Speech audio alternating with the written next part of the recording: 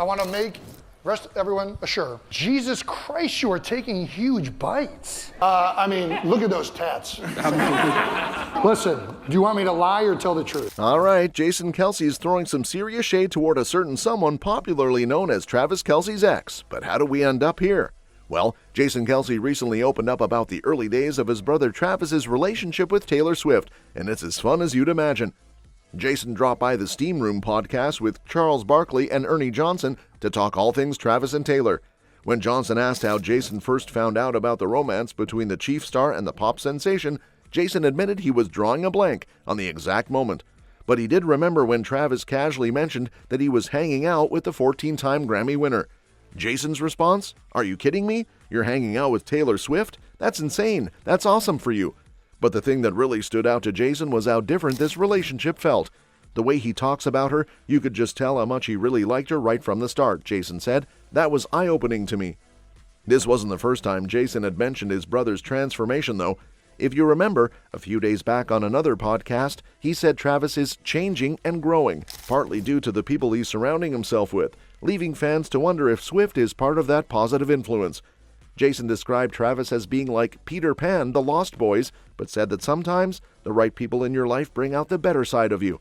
That's a good thing, he added. The last time I was at his house was 3 years ago. Yep. I'm going to ask a little bit about furniture and maybe just how much he's grown up in the last 3 years. And a pool table. I don't think he had any couches. He never grew up. Like he was like Peter Pan, like the Lost Boys. Is he growing up now, though? For sure. It's a good thing. That are worth changing for. It's changing. And I think that sometimes, you get people in your life that maybe get that out of you. And he's still, though, got that youthful enthusiasm. I think he'll kind of always have that. It's just part of his personality. And he's a free spirit in the best possible way. Yes, he is. You can't help but just love the guy. Their relationship first made waves in September 2023, when Taylor attended a few of Travis's games, and they officially confirmed things not long after. Since then, Taylor's been spotted at several games, including the 2024 and 2025 Super Bowl appearances, and Travis has joined her at a bunch of Eras Tour shows. In fact, on the Stephen A. Smith Show, Travis gushed about how happy he is with Taylor. I couldn't be happier to have that confidence and comfort off the field, he said. That's the beauty of a strong relationship. You get that support to focus on being the best version of yourself. It sounds like Travis is not only winning on the field, but in life too. But hold on to that thought, because as Taylor and Travis kick back during the NFL offseason, they've got some time to relax, and Swift definitely has something to celebrate. On Friday, she got some majorly good news. The couple is reportedly taking a break from the spotlight after the Chiefs' tough 40-22 loss to the Eagles in the Super Bowl a couple of weeks ago. Not only are they navigating the aftermath of the defeat, but Kelce is also in the middle of a big decision. Should he come back for his 13th NFL season or hang up his cleats for good? While Kelce figures that out, Swift is right there supporting him through the uncertainty. That wasn't the reason.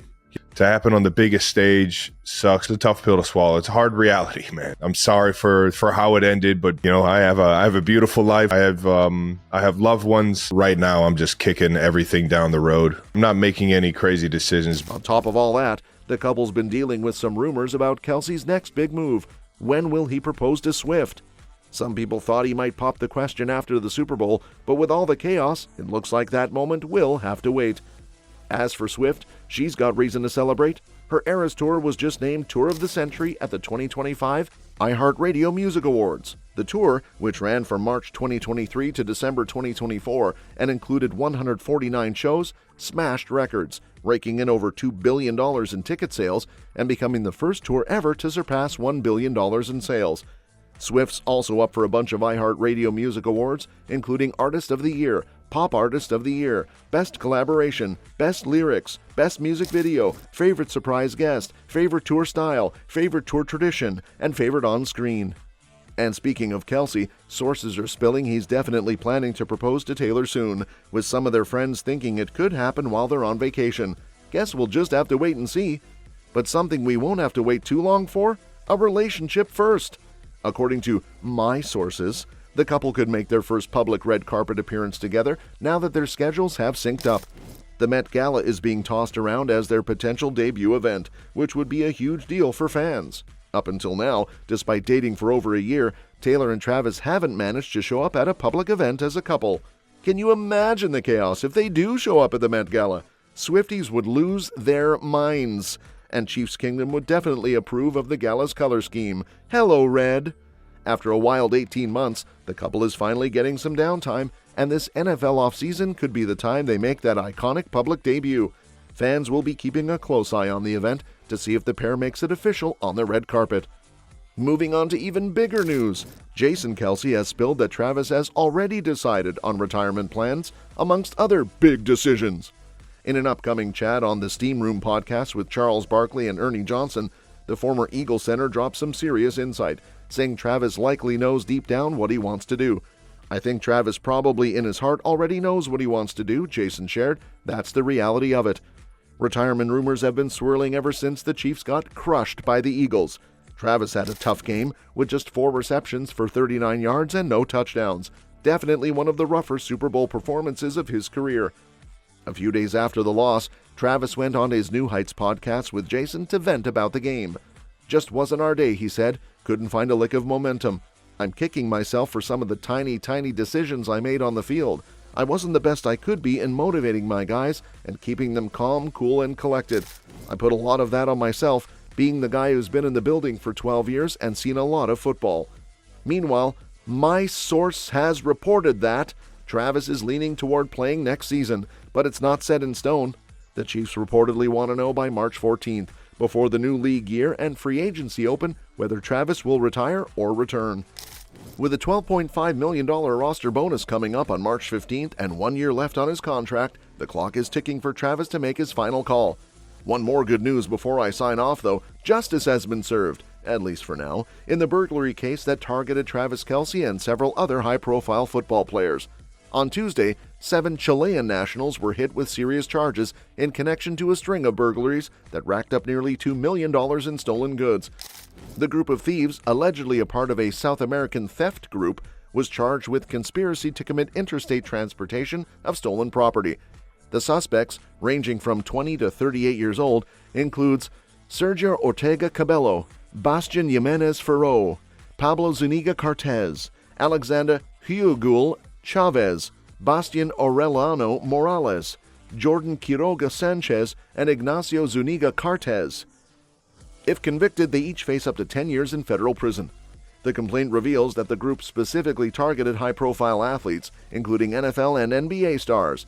They took advantage of the fact that these athletes were away, either playing in games or traveling for their careers to carry out the heists.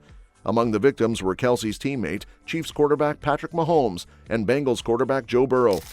Mahomes' Kansas City home and Burrow's Ohio residence were both hit while the players were playing games in Texas.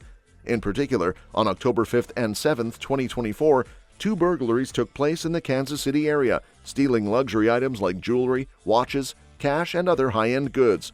One of these occurred while the Chiefs were playing in Kansas City, Missouri. A press release even included a photograph of some of the thieves posing with a stolen safe and jewelry. Mahomes lives with his wife Brittany and their 3 kids on an 8-acre estate in Belton, Missouri. His home was broken into just days before Kelce's. At the time, Mahomes had his hands full with his young children, Sterling 3, Bronze 2, and baby Golden, who was born months after the robbery. Meanwhile, Travis Kelce resides in a massive 17,000-square-foot mansion in Leawood, Kansas, which he bought for around $6 million just weeks into his relationship with pop superstar Taylor. The burglary at Kelce's place took place less than 48 hours after Mahomes' home was hit. It occurred while the Chiefs were playing the New Orleans Saints at Arrowhead Stadium. The thieves broke in through a rear door and made off with about $20,000 in cash and valuables. This all went down just before the football season wrapped up earlier this month with the Super Bowl. Despite the tough game, the good news is that these thieves have been caught, and justice seems to be getting served for the victims. Join us next time.